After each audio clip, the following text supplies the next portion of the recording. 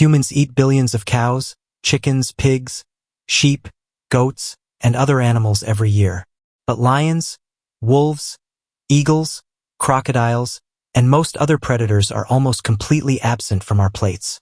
That is strange when you examine it closely. A wolf is made of muscle, fat, protein, and organs. So is a cow. Both are technically edible. Yet one became livestock across the world, while the other remained outside almost every major food system in human history. This was not simply a matter of taste. Different civilizations, separated by oceans and thousands of years, repeatedly arrived at the same conclusion. Eating herbivores made sense. Eating predators usually did not.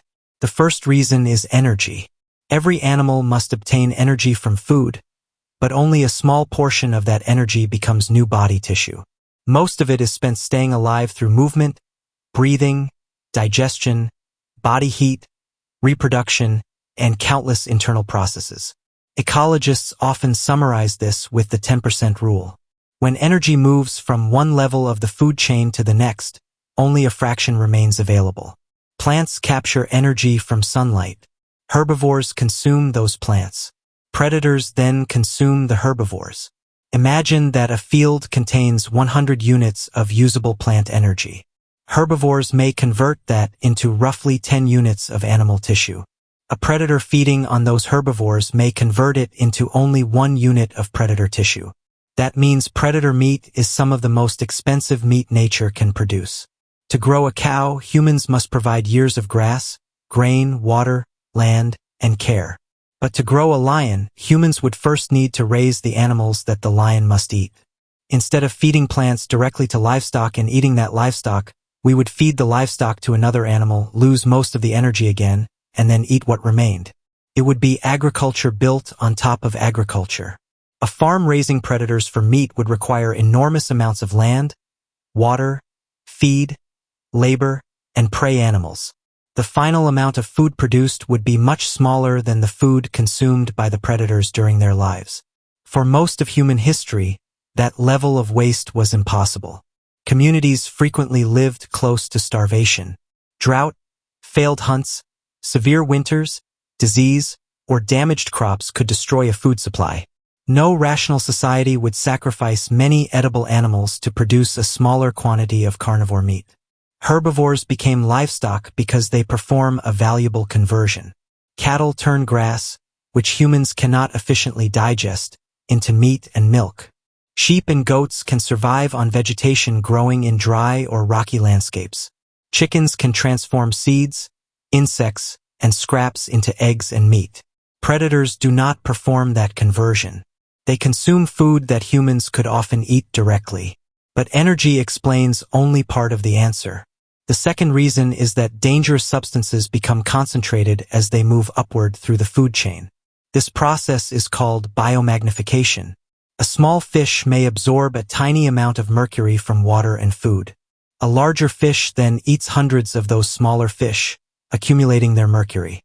A shark consumes many of those larger fish over decades, gathering even greater concentrations inside its body. By eating the shark, a human is not merely consuming the contamination absorbed by one animal.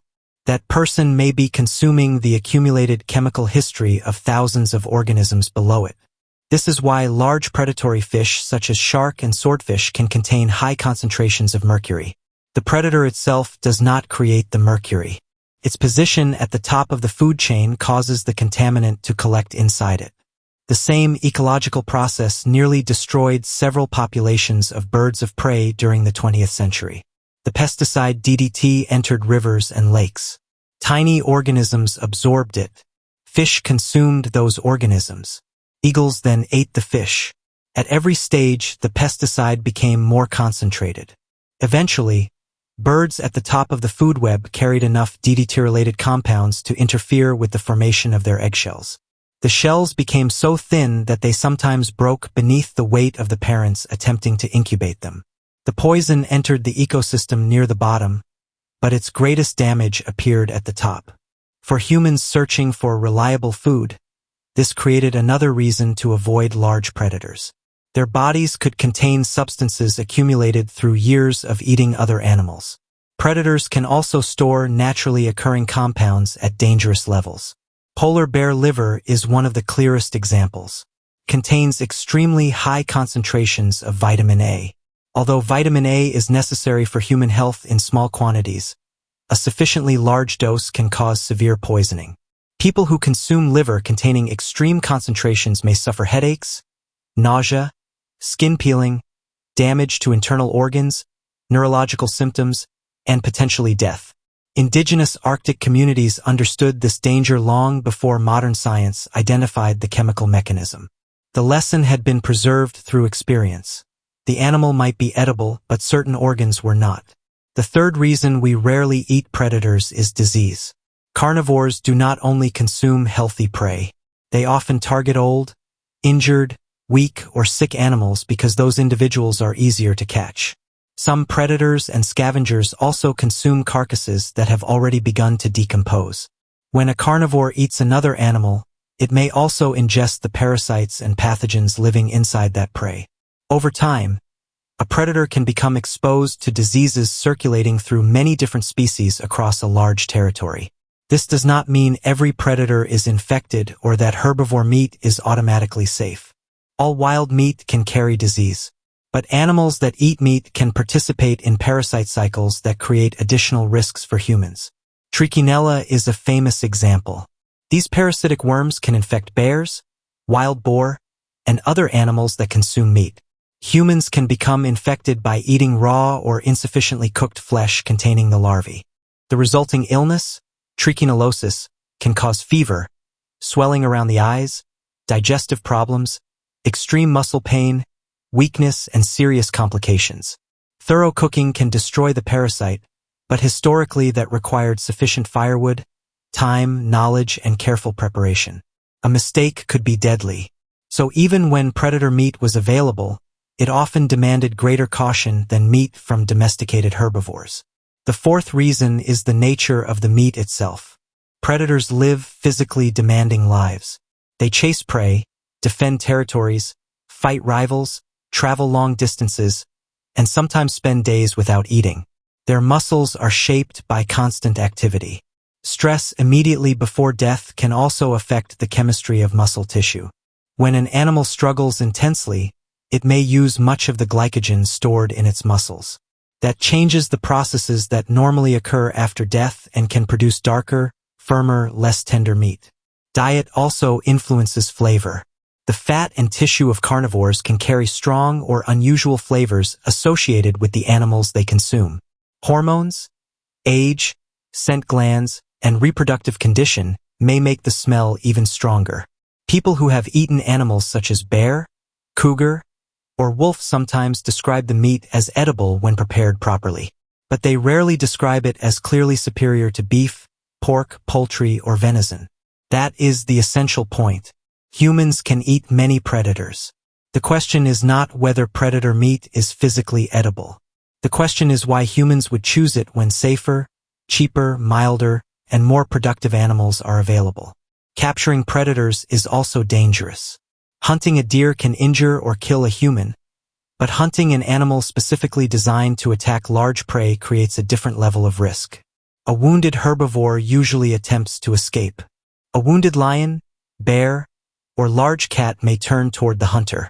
The calories gained from the kill must justify that danger. In most environments, they did not. A deer provided a large quantity of meat without requiring humans to fight an animal capable of viewing them as prey. The wolf chasing that deer offered less meat, greater risk, and a much higher cost to replace.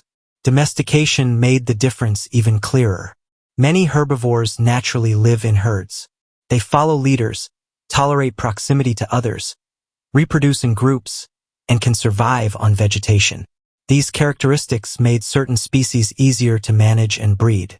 Carnivores require meat, stronger enclosures, more space, and greater protection for the humans handling them. A flock of sheep can produce meat, milk, wool, hides, and offspring while eating grass. A captive pack of wolves consumes meat and creates danger. A herd of cattle can transform a pasture into food for humans. A group of lions would require humans to transform other animals into food for the lions first. This is why large predator farms almost never developed as serious food systems. It was not a failure of imagination. It was the predictable result of agricultural mathematics. There are, of course, exceptions. Humans have eaten bears in parts of North America, Europe, Russia, and Asia. Some communities have consumed crocodiles, large snakes, sharks, wild cats, and other predators. But these animals rarely became basic daily foods. They were usually eaten because of local availability, ritual importance, famine, survival, hunting tradition, or the absence of easier alternatives. The exceptions therefore reinforce the rule. Predator meat appears most often when the normal advantages of eating herbivores disappear. If people are starving and a lion is available, cultural preferences may no longer matter.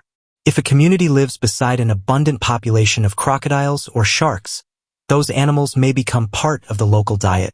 But across the world, predators remained secondary foods rather than the foundation of civilization. Over time, biological and economic avoidance became culture. Many religious dietary systems prohibited birds of prey or animals that hunted with claws and fangs. These rules may have preserved generations of practical knowledge in the language of morality and ritual. Instead of explaining energy transfer, contamination, parasites, and agricultural efficiency, the culture created a simpler command: do not eat the hunter. Predators also became powerful symbols. Lions represented kingship and courage. Eagles represented divine authority and empire. Wolves became ancestors, warriors, guardians, and founders of nations. Bears became spiritual figures and symbols of strength.